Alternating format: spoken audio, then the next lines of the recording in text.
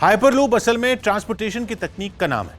21वीं सदी के सफर को रफ्तार देने और आधुनिक बनाने की तकनीक। अगर वर्जिन हाइपरलूप कंपनी ने इस तकनीक को कामयाब बना दिया तो हवा से बातें करने का मुहावरा सिर्फ मुहावरा नहीं रह जाएगा, बल्कि एक हकीकत बन जाएगा।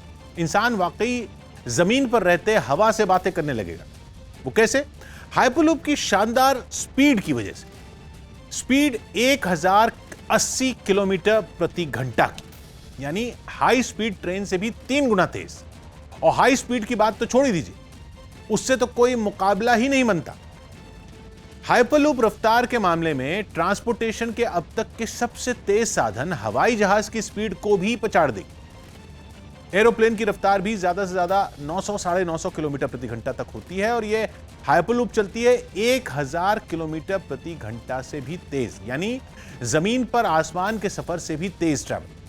इसी वजह से दावा किया जा रहा है कि हाइपरलूप से शहरों के बीच का सफर घंटों से सिमटकर कुछ मिनटों में रह जाएगा।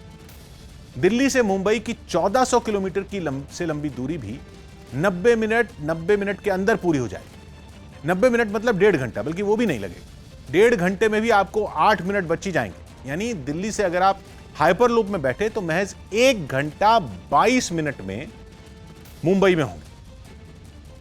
गाड़ी से जाएंगे और हाईवे पकड़ेंगे तो गूगल मैप के मुताबिक 25 घंटे लगे, मतलब पूरा दिन निकल जाएगा। लेकिन सफर खत्म नहीं होगा।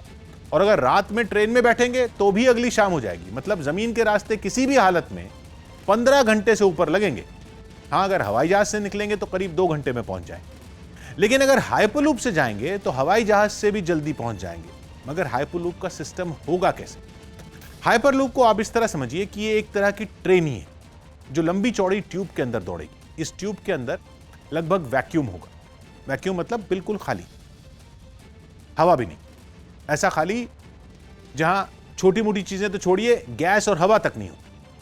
अंतरिक्ष में भी वैक्यूम ही होता है। तभी धरती से वहां गए एस्ट्रोनॉट इधर से उधर डोलते रहते हैं, उनके कदम नहीं टिक पाते। मगर ट्यूब में वैक्यूम से होगा क्या? इससे हाइपरलूप 1080 किलोमीटर प्रति घंटा तक की तेज रफ्तार तो पकड़ेगी, लेकिन ऊर्जा कम खाएगी। जैसे ट्रेन के डिब्बे होते हैं, वैसे ही हाइपरलूप में भी डिब्बे होंगे जो पॉड कहलाएंगे। लेकिन ट्रेन की तरह ये पॉड आपस में जुड़े हुए नहीं होंगे, यानी जरूरी नहीं कि सभी पॉड ट्रेन के डिब्बों की तरह एक ही जगह पर जाएं। हर पॉड यात्रियों की जरूरत के हिसाब से बाकी पॉड से अलग होकर अपनी अलग मंजिल पर निकल पाएगा। कहने का मतलब यह कि हाइपरलूप से सफर का सिस्टम सड़क पर चल रही बसों की तरह होगा। ट्यूब एक तरह की सड़क होगी जिस पर अलग अलग पॉड बसों की तरह अलग अलग लोकेशन पर जा पाएंगे। एक और खासियत है, ये पॉड चलेंगे भी बैटरी से, यानी कि हाइपरलूप इको फ्रेंडली भी होगी। लेकिन कहीं हाइपरलूप की रफ्तार सुनकर आपको सिर तो नहीं चकरा रहा? तो घबराने की जरूरत नहीं है, क्योंकि कंपनी का दावा है कि हाइपरलूप में सफर करते हुए अगर आपके हाथ में कॉफी भी होगी तो न तो उसकी एक बूंद तक छलकेगी, और तो और हाइपरलूप शोर भी नहीं मचाएगी। मगर अब सबसे अहम सवाल यह है कि हाइपरलूप काम कैसे करती है? तो इसके पीछे बड़ी सिंपल सी साइंस है। साइंस का सिद्धांत का नाम है मैग्नेटिक लेविटेशन एंड प्रोपल्शन।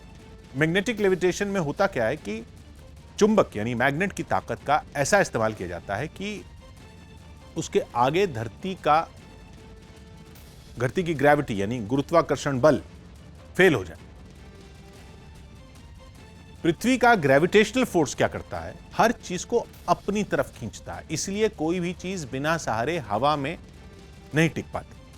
हम जमीन से चिपके रहते हैं क्योंकि हमको धरती अपनी तरफ खींचती है। लेकिन मैग्नेटिक लेविटेशन में चीज को बिना किसी सहारे सिर्फ चुंबकों के मैग्नेटिक फोर्स की बदौलत हवा में बनाए रखा जाता है। एग्जाम्पल से समझिए, आप जब दो चुंबकों को एक ही पोल एक दूसरे के करीब लाते हैं तो क्या वो जुड़ते हैं? नहीं जुड़ते, बल्कि चुंबक एक दूसरे को दूर धकेलते हैं। जब उल्टे पोल होते हैं तो दो चुंबक जुड़ जाते हैं। जब सेम पोल होते हैं तो दोनों एक दूसरे को दूर करते हैं और एक दूसरे के ऊपर से स्लाइड करते हैं। यही सिद्धांत हाइपरलूप में अपनाया गया है। उसमें भी बड़े बड़े चुंबक इस्तेमाल किए गए हैं। पिछले साल नवंबर में वर्जिन हाइपरलूप कंपनी पहली बार इसका यात्रियों के साथ टेस्ट कर चुकी है और अब कमर्शियल तौर पर इसे बनाने में लगी।